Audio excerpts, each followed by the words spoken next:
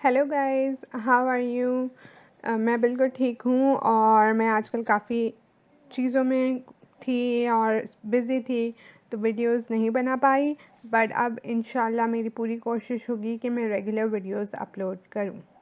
ठीक है, तो आज हम एक्चुअली पढ़ रहे हैं HPWAS, high performance work system.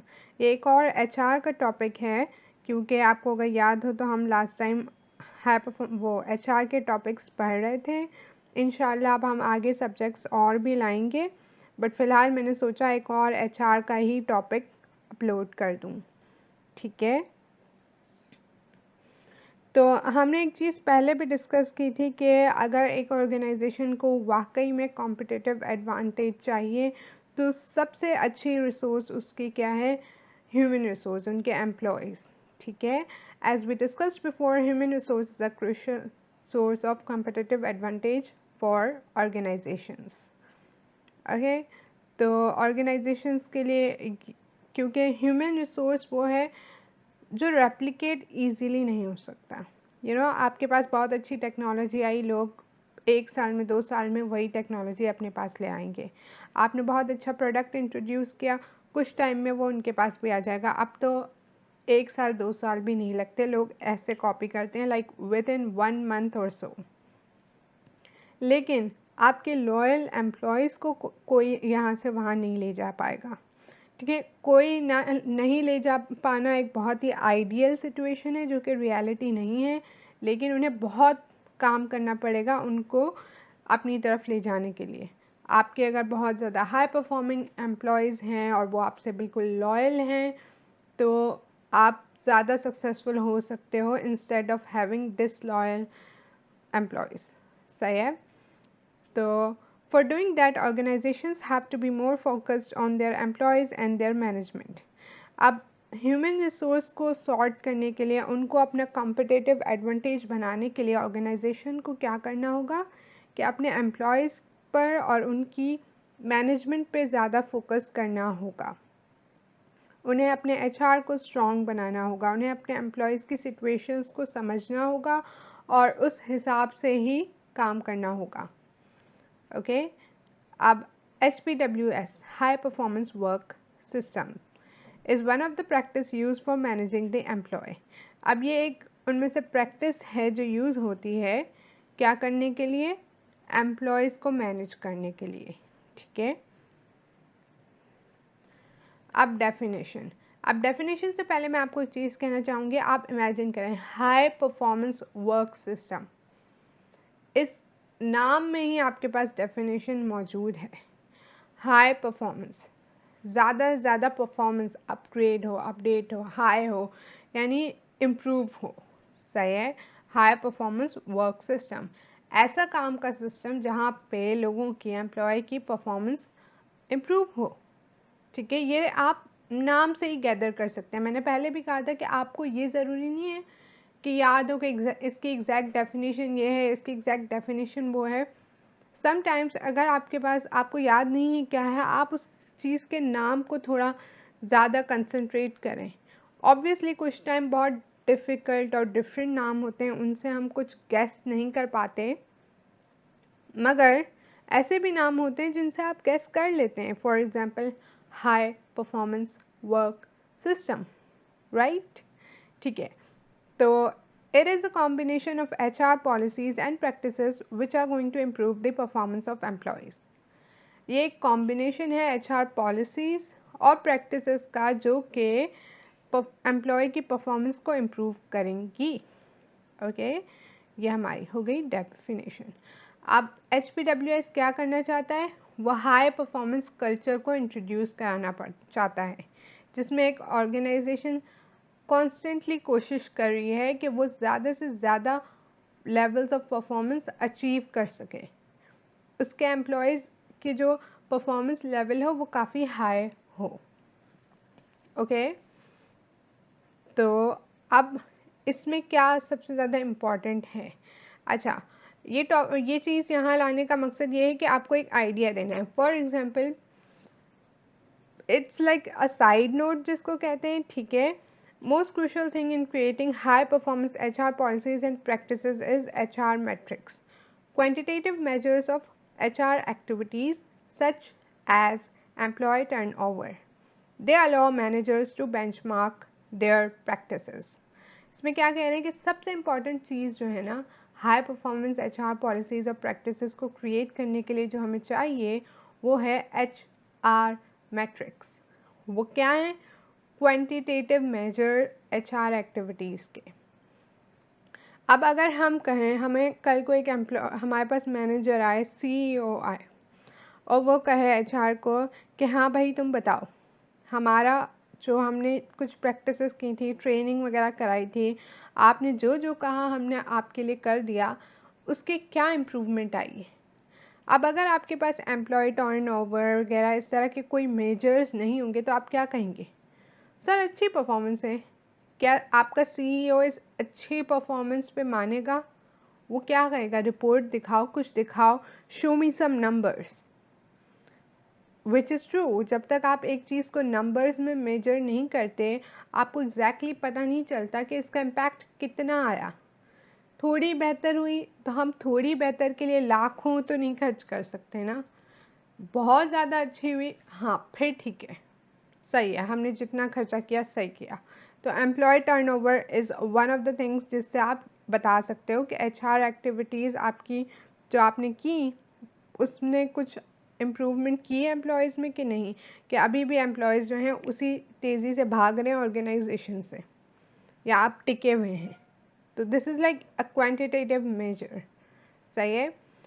ये क्या अलाउ करते हैं? They allow managers to benchmark their practices. उनकी प्रैक्टिसेस को बेंचमार्क करने में वो उनको हेल्प करते हैं।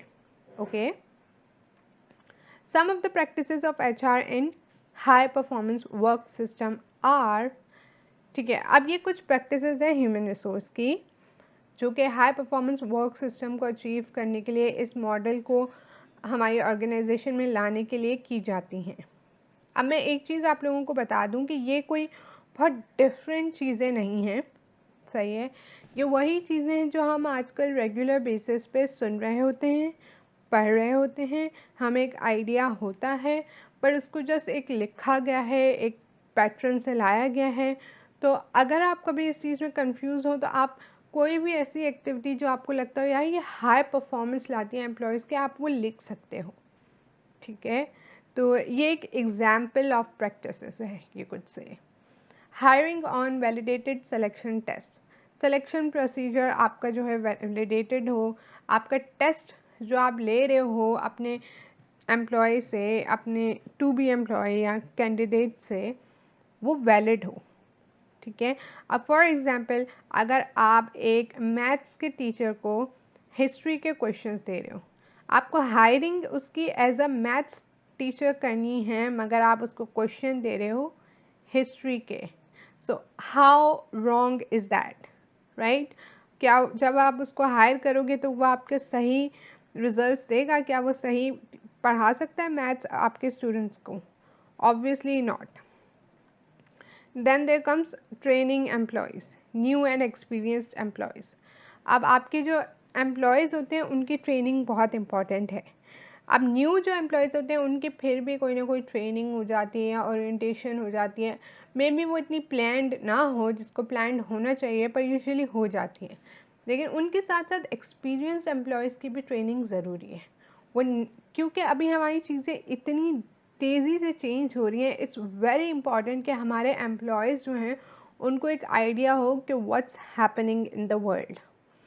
स्पेशली अगर आपकी जो इंडस्ट्री है वो टेक्नोलॉजी पे, तब तो उन्हें आपको मतलब ट्रेनिंग पे हर दूसरे तीसरे महीने भेजना है। लेकिन even banks send their employees for training often, like वो एक साल में 1 से 2 दफ़ा तो भेजते ही भेजते हैं। हालांकि उनका काफ़ी हद तक एक रूटीन वर्क होता है, लेकिन वो इसलिए भेजते हैं ताकि वो न्यू चीज़ें सीखें और उसको इम्प्लीमेंट करें, नई प्रैक्टिसेस सीखें, उनको इम्प्लीमेंट करें अपने काम में, हमारी ऑर्गेनाइजेशन को सही रखें, स्टफ़ लाइक दैट। तो एम्प्लॉय को ट्रेन करना भी बहुत इंपॉर्टेंट है। उसके बाद आ जाता है इंसेंटिव्स। नाउ ऑफन जब हम इंसेंटिव्स सुनते हैं, लोग कहते हैं जस्ट पेमेंट अमाउंट। इंसेंटिव्स में बहुत सारी चीज़ें आती हैं। आपके मेडिकल बेनिफिट आ जाते हैं, आपके टूर्स आ जाते हैं, ट्रिप्स वगैरह, आपके वेकेशन, आपके एक्स्ट्रा पेमेंट, हर चीज़ आ जाती है। तो एनी इंसेंटिव्स जो कि परफॉर्मेंस के बेसिस पे दिया जा रहा है is a practice of high performance work system. ये क्या करेगा, एम्प्लॉयज़ को इनकरेज करेगा कि अगर ज़्यादा पैसे चाहिए, instead of going for something else, आप हमारी कंपनी में ज़्यादा अच्छा काम करो। आप जितना अच्छा परफॉर्म करोगे उतनी अच्छी आपको अमाउंट मिलेगी, सैलरी मिलेगी, इंसेंटिव मिलेगा, ठीक है, बोनस मिलेगा, etcetera etcetera. And then there comes providing feedback. Now feedback is very important, positive and negative both, but तरीका होता है। पॉजिटिव आप दे रहे हो तो अच्छी बात है, आराम से एक अच्छा शेयर करो, लेकिन ये भी नहीं है कि बहुत ज़्यादा एक्सट्रीमली कर लिया कि सबको लगा यार ये तो फेवरेट हो गया, यार यहाँ तो फेवरेटिज्म हो रहा है, या no, there is always a way. जब वो हो रहा था, आप जब उसने बहुत अच्छा काम किया, let's say we did great, oh my god this happened and thank you so much, and then be like let's get back to work। या आप उनको कहीं बाहर रेस्टोरेंट में, एक टीम ने बहुत अच्छा परफॉर्म किया तो पूरी टीम को आप खाना वो कर दें कि चलें हम रेस्टोरेंट जाते हैं, let's have some food, right, as a party. या फिर आप पूरी टीम को उठा के कहें कि वाओ गाइस ग्रेट वर्क। अब उसमें से किसी एक को आपको बताना है तो आप बता सकते हैं कि you had a lot of responsibilities और इन सब ने आपकी हेल्प की and you yourself worked really well, I am really impressed. सही है। और अगर किसी का नेगेटिव फीडबैक है तो नेगेटिव में एक चीज़ होती है कि प्लीज़ डोंट जस्ट गो सबके सामने बस झाड़ दिया, तुम्हें काम नहीं आता, what are you doing, aren't you eligible for this job, blah blah. नहीं, आप जब एक दो वार्निंग्स दे रहे हैं, आप उनको एक समझा रहे हैं, आप उनको एक रूम में ले जाएं, सही है, आप उनको अपने ऑफिस में बुलाएं कि we need to talk, obviously not personal talk but एक प्रोफेशनल एटमॉस्फेयर में, एक प्रोफेशनल मीटिंग की तरह उनको बुलाएं, उनसे बात करें, see these are the issues, we really want you to consider these issues and solve them, और वो इंशाल्लाह सॉल्व कर देंगे। नहीं तो एक दो ऐसी मीटिंग्स के बाद आप हार्श हो सकते हो, बट इमीडिएटली हार्श होना वो उनको डिमोटिवेट करता है, सिर्फ एक एम्प्लॉय को नहीं, सब एम्प्लॉयज़ को, क्योंकि एवरीवन नोज़ कि this might be the first mistake of this person, ठीक है। तो yes, make sure to do that, और जस्ट नो दैट अगर आप HR में अपना फ्यूचर देख रहे हैं तो filling more jobs within the organization, ज़्यादा से ज़्यादा जॉब प्लेसमेंट, वैकेंसीज़ की प्लेसमेंट ऑर्गेनाइजेशन से ही करें। वाई? बिकॉज़ ये एम्प्लॉयज़ को एक सेंस ऑफ ग्रोथ देता है कि हम इसी ऑर्गेनाइजेशन में ग्रो कर सकते हैं, हमें दूसरी जगहों पे जॉब्स देखने की ज़रूरत नहीं है, जब यहाँ वैकेंसी होगी we will be preferred over here, सही है, इंस्टेड ऑफ के बाहर से कोई लाएँ। बाहर से कोई बहुत अच्छा है श्योर, लेकिन अगर उसी लेवल का एम्प्लॉय आपके पास है जो थोड़ा नीचे काम कर रहा है, थोड़ा नीचे की पोजीशन पे काम कर रहा है, ट्राई करें उसी को आगे प्रमोट कर दें, वो भी खुश हो जाएगा, और जो बाहर से आप ला रहे हैं वो उसके लेवल पे ला दें, तो वो आपका बाहर से आया हुआ बंदा भी खुश हो जाएगा, ठीक है। तो that's pretty much it for this video, I hope you guys like this video, thank you so much for watching. I'll see you guys in my next video. If you like this video, make sure to give this video a thumbs up, subscribe and comment, and do share the video. दोस्तों के साथ share कर दें please.